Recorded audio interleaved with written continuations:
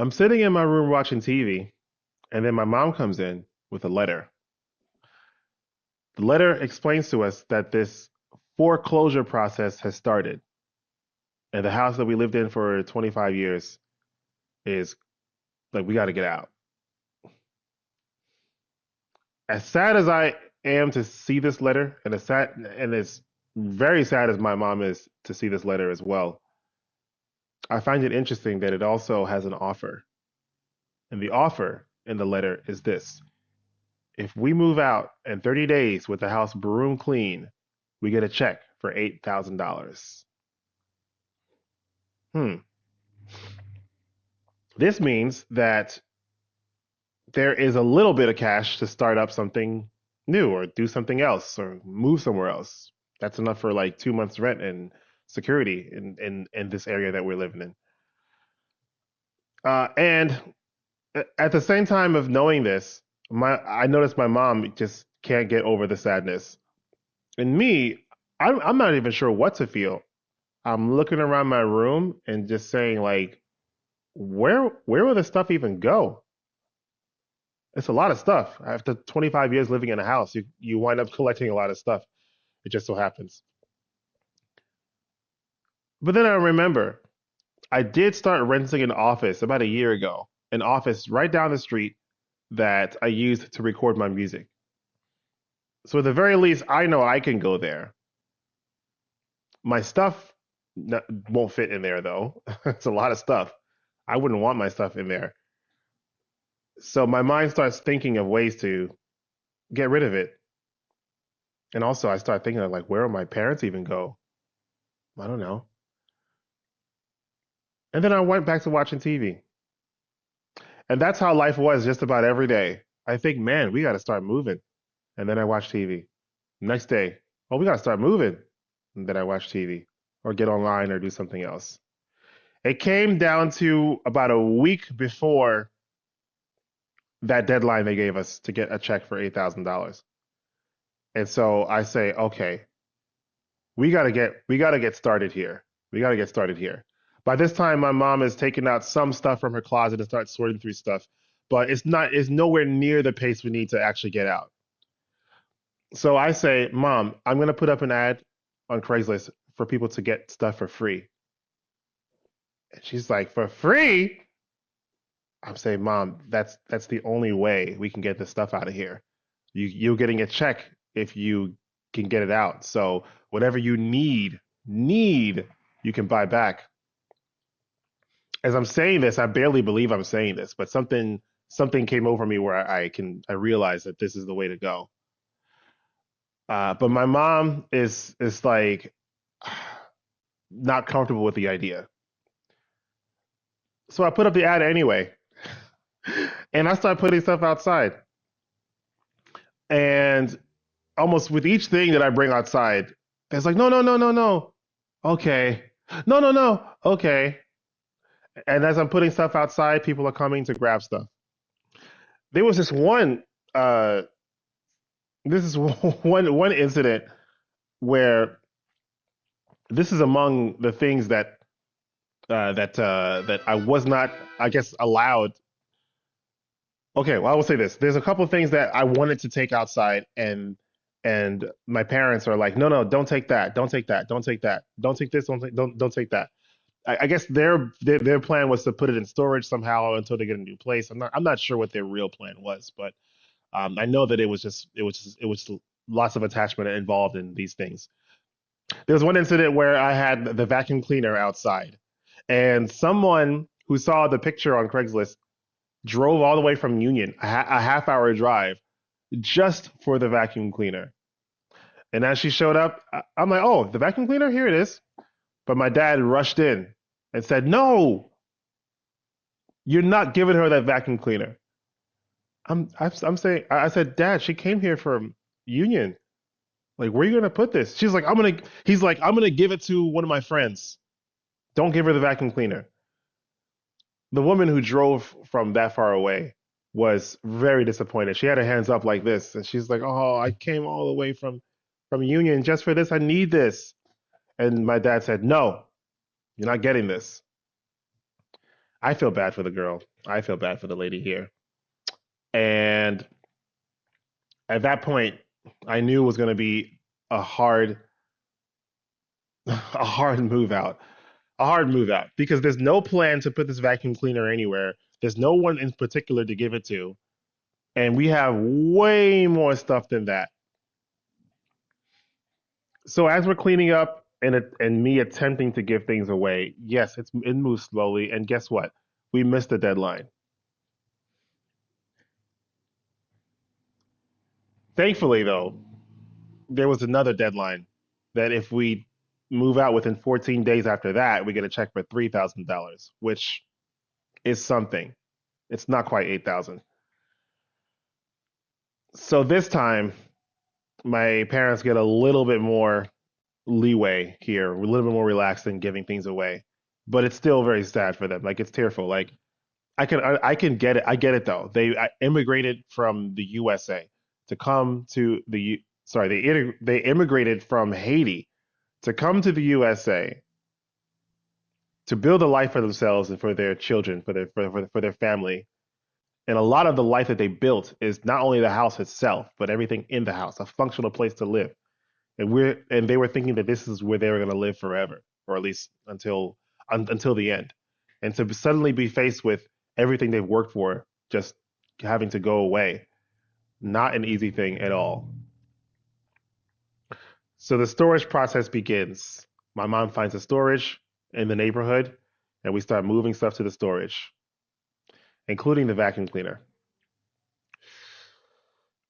Now, at some point, we finally move everything out. It's broom clean. They get a check. They stay with friends. A very, very uncomfortable situation for me because I don't know who they're staying with. I don't know if they're all right. And I had very little power to do anything about it because I didn't have any money to rent them a place at the time. And so they're staying with friends. I um I challenged my mom on how much money she's spending on storage. Some of it is storage. Some of it is actual storage in a storage facility. Some of it is storage in the friend's house that they're staying with. Like they put a bunch of stuff in their garage. And I'm just like, this is a lot of stuff. Like where will this stuff go? Like where are you gonna move this stuff to? So every now and then my mom would go to the commercial storage and then start maybe giving some stuff away or throwing some things out. And every now and then she'd go to the garage storage of the friends that she was staying with, uh, and they start to clean it out like just little by little, very, very little by little. This goes on for like a year. By now, lots of money has been spent on storage, and it turns out that this garage wasn't so secure from weather, and water has rushed in from some pretty bad rainstorms that we had, and ultimately this vacuum cleaner was rusted out to the point where it doesn't even work anymore. I'm just thinking about this lady. She came for a vacuum cleaner, didn't get it, had to drive back, spent gas for something that ultimately was going to the trash anyway. Well, ultimately went to the trash. And from then on, I really, really, really got it. I was already in the mindset of that I don't need this stuff, but I really, really got it at that point. I really don't need this stuff. I don't need this stuff. I don't need any one person in particular. I don't need to be in any one place. And I don't need anything really. As long as I can sustain life somehow, I don't need any one particular thing or person or anybody. That said, it's not like I am it's not like I am resentful or closed off. I just remind myself that at any particular time, when if I feel like I'm getting too attached to something or somebody, especially, it's time to just reevaluate that, enjoy it, appreciate it, realize that it's something outside of me. It's not me. It's that thing over there. And so that's how I've lived. As a matter of fact, something one experience in particular, I think it really set me on the path. So yeah, this is a missing part of the story. It set me on the path to becoming someone who is detached from things, especially and people. Right before this foreclosure happened, I was doing a cruise ship gig, and when you do gigs on cruise ships, you are assigned a room which probably is the same size as your closet, basically. I was told before I got on the cruise ship that try not to bring any non-essentials. First of all, there are some things that if you tried to bring it inside the cruise ship, they wouldn't let you. Like you can't bring a toaster in there because that's a fire hazard. You can't bring an iron. Uh, there's certain electronics that you can't bring. They say my agent just said bring your clothes and your shoes and very essential items because you won't have room to put this stuff anywhere. As I'm on the cruise ship, I'm living there with just very little things, and my stuff is all the way at home. Not only that, water is also a little scarce, and I drink a lot of water. You cannot drink the cruise ship water; it will make you sick. It's full of all kinds of stuff in it, chemicals that help it to be uh, self-cleaning or something like that. So it's fine to shower with. Just do not drink the water. Every every week when we land at our cruise ship port, our main cruise ship port, there's a store where you can. Oh, no, no, it's not. It's not a store. They bring in a bunch of gallons of water that you can buy, and you got to buy all the water that you could possibly drink in a week.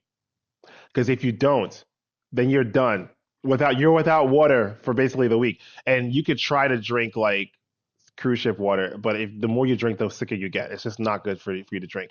I remember one time I missed the boat. I was sleeping or something like that, or maybe I was out all night. Um, I missed the boat. Well, I didn't miss the boat, not the boat itself. I just missed the opportunities to buy water. And let me tell you something. That was the longest week I ever had. I had to go from person to person to ask them, hey, can you spare some water? Can you spare some water? Can you spare some water? Can you spare some water? They do sell bottles of water on the cruise ship, but they're really expensive. And there are cruise ship ports as well that we go to as part of our itinerary where I could buy water there too. Also very expensive.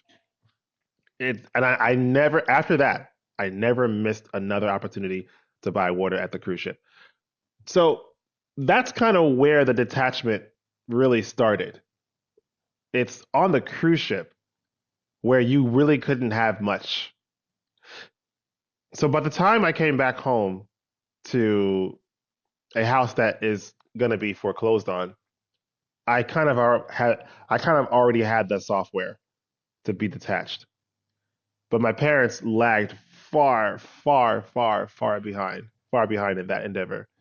And here's the thing, they're no strangers to detachment. They've had to leave home in Haiti and start a new life. But it's just been so long since they've done that. I get why detaching after 30 years of living in this country, um, it's not like riding a bicycle again. It's like you had to have practiced this. They've gotten comfortable, they've gotten attached to everything, and so the vacuum cleaner was just another symptom of their attachment.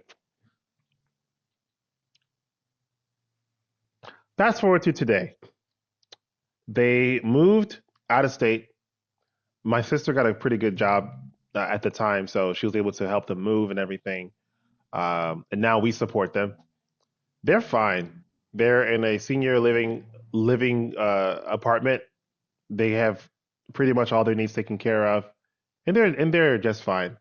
As for me, every time I find myself getting way too attached to the things I have, um,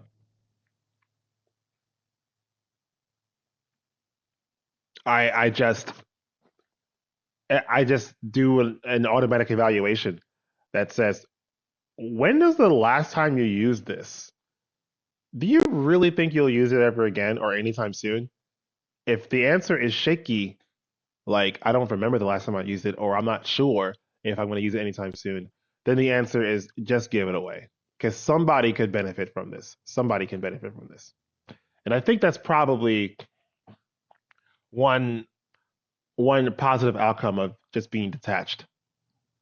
whether it's a lover or an item or a friend or a place, being detached allows the next person to find use in it, the next person to fall in love with it, the next person to enjoy it or indulge in it.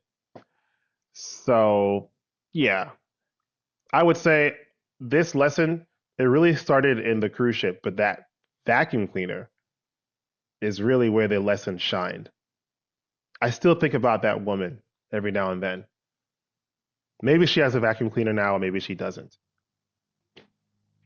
But just as much as she wanted the vacuum cleaner to clean her place, it is important that I routinely clean my life of all unnecessary attachments and realize that I'm all I need, and everything else that's outside of me, I welcome it, but I'm not attached to it. And me not being attached to it allows someone else to enjoy it when it's time.